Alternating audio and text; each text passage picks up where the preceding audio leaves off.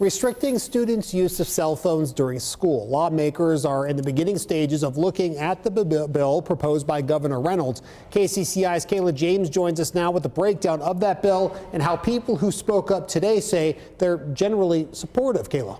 That's right, Ben. The bill passed through a Senate subcommittee today. It looks to create a minimum standard that school districts in Iowa have to follow as early as this upcoming school year. Now, here's what's being proposed. Restricting the use of personal electronic devices during classroom instructional time. So in addition to cell phones, that includes video game devices and portable media players. School boards would be directed to adopt policies, such as establishing ways parents can communicate with their children during normal hours and an emergency.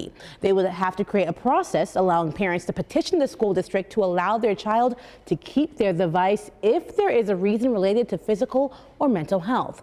Another exception would be if a student has an individualized education program that requires them to have access to their device. Now, in the room today were representatives from school districts and organizations focused on educators. However, a student from Ames High spoke up via Zoom, sharing how this bill could help schools in Iowa. Ames High has a ban on cell phones where during instructional time, phones must be away. However, this is not well enforced.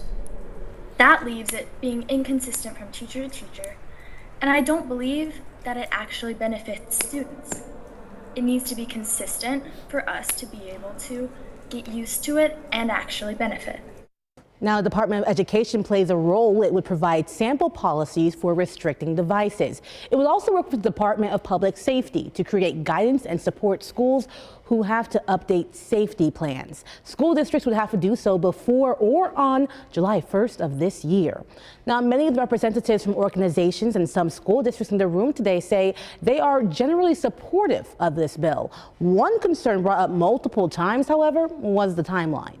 You know, there's a lot of things that need to happen, and what we don't want to do is have the districts develop policies and then get the information about it later and then have to go back and redo it.